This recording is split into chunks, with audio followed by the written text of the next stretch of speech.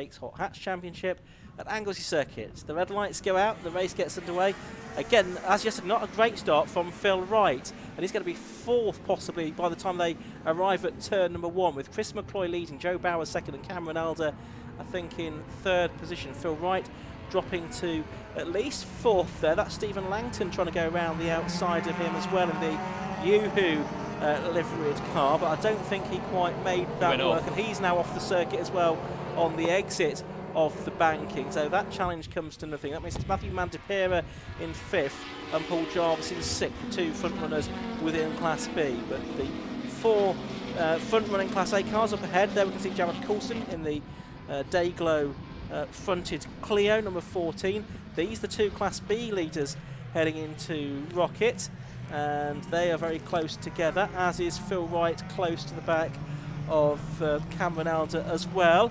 Ivor Mayers is there coming through in the lead of Class C, so he's got ahead of David Drinkwater as well. But as they head through Peel for the first time, it's Chris McCloy leading it side by side for the lead of Class B. Running a bit wide there in the red clear, number 177 is Matthew Mandipera. So it looks like Paul Jarvis now has gone through to the Class B lead. Down towards us they come at the end of the lap, and it is Chris McCloy leading then from Joe Bauer in 2nd, Cameron Elder 3rd, and Philip Wright in 4th position. That's right. So you can see the Fiesta there slowing on the inside. Dan McKay had a bit of contact, I think, into the corkscrew. He tried to get out of contact, perhaps more so.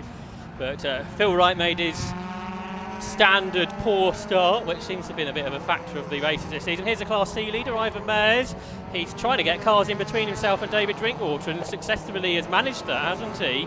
So Ivan Mayers is keen to try and be the man who can beat David Drinkwater. We haven't seen that done since April, and he turns here through the church corner, but then uphill he's not going to have the power to keep the more powerful cars behind. Meanwhile, the battle for 3rd overall is on uphill, because Cameron Elder has Phil Wright, who's won those 7 races this year, trying to get ahead as they go through Rocket, but can't manage that. This is all allowing Chris McCloy to pull away up front. He won by 1.6 seconds yesterday. He probably leads by about that now already on just lap 2 of the race. Cameron Elder was a leader for a time yesterday, dropped back to 4th position in the end. Certainly having his best meeting of the season so far. Stephen Langton trying to recover here after that off at the exit of the banking on lap number 1. He's trying to get alongside Matthew Mandipera here and get between the 2 Class B leaders. Paul Jarvis in that Saxo that's been rebuilt since Donington Park. He continues to lead Class B, and he won't mind having Stephen Langton between himself and Matthew Mandipera for, because it will give him a bit of breathing space. 3rd in Class B is now looking like Jared Coulson, I think, in the Clio as lap 2 is completed. Yep, that's right. Paul Jarvis doesn't need to win the championship here in Class B, but he'd quite like to do that. He's won 8 times so far this season. He's side by side with the Class A car of Stephen Langton, who should go through, but that might compromise Jarvis's line in his battle against Matthew Mandipera, who won just for the 2nd time in Class B yesterday in the newer Clio. Here are the Class C drivers. It's still Ivan Mayers ahead of David Drinkwater, as Trevor Gregory's had a massive off in front. He's gone right across the circuit, and he's on the other side of the track from where he started, and Stephen Harrison is off as well. Not sure if that was involved, but Trevor Gregory, there he is. He's gone from one side of the track closely to the other. So the grass must still be pretty wet. Well, the cars just do not slow down when they're on the grass. Yeah, and we have lost a car over there as well, which is the Stephen Harrison Clio. That is stopped on the grass on the exit of Church Corner, and its bonnet has flipped up, which has not helped. So I suspect that may need recovering, that car. So the race continues in the meantime, though. We've got the 2 Class B leaders together, and they have swapped order, haven't they? So Matthew Mandipera in the red Clio has got back ahead of Paul Jarvis now. In the background you can see Jared Coulson is there in 3rd position within that class. He's got Joel Arguelles closely behind him in another of the red Clios, and then it's Daniel McKay in the Fiesta Class A car that's going through. And for the Class C lead outside our commentary box window, it looks like David Drinkwater is going to go through, and he has done at turn 1, to take the lead away from Ivan Mayers, who I think gets onto the grass on the exit of turn 1. So we'll see how all of that shapes out. They've got yellow flags at the exit of the banking, and that is because the car is off the road. It's side by side though. Yes, through Church Corner, where we do have yellow flags with the Harrison car there, and the driver out of it as well. Yeah, he's heading towards the marshal post, so he'd probably be advised to hurry up and get there before the car's coming under the next lap. Safety car's coming out though now, Josh, so that car will need to be recovered. I think it is quite close to the edge of the circuit. We saw Trevor Gregory go off there as well, didn't we, a lap or so ago. It's a similar kind of place to where the BMW was, which was left. Looks like the Class B leaders were side by side as they went into the safety car zone, so who's going to come out on top between Paul Jarvis and Matthew Mandapira? Mandapira's ahead. I think he's going to dive in this time. As you can see, a green flag in the start line, Marshall. Yes, safety car is coming in. Chris McCloy leads them round, and the green flag waves. So with exactly 5 minutes to go, we get back underway. So it probably is going to be 4 laps that we get out of this then, Josh, with Chris McCloy leading from Joe Bauer as the race gets back underway. Yeah, it wasn't probably the best restart that Chris McCloy could have managed, because everybody was right with him at the line there, but that means it's nice and close. There's the battle for third in Class B, I think, that Jared Coulson heads in his Renault Clio. But now that we've got going, the 2 older Civics at the front starting to pull clear again. Chris McCloy and Joe Power away from Phil Wright and from Cameron Elder, who are there in 3rd and 4th positions. But uphill, Wright gets closer to Bauer again as they head into Rocket then for the 7th time in this race.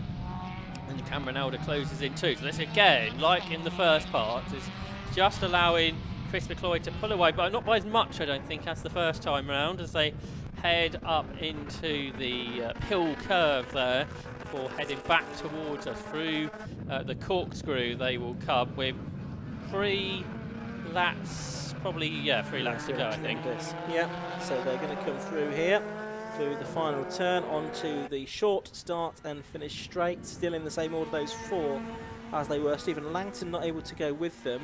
And then the Class B car still very close together. You can just see in the background there the red Clio of Matthew Mandapira still ahead of the white Saxo of number 58, Paul Jarvis, long-time racer with the 750 motor in stock hatch before hot hatch.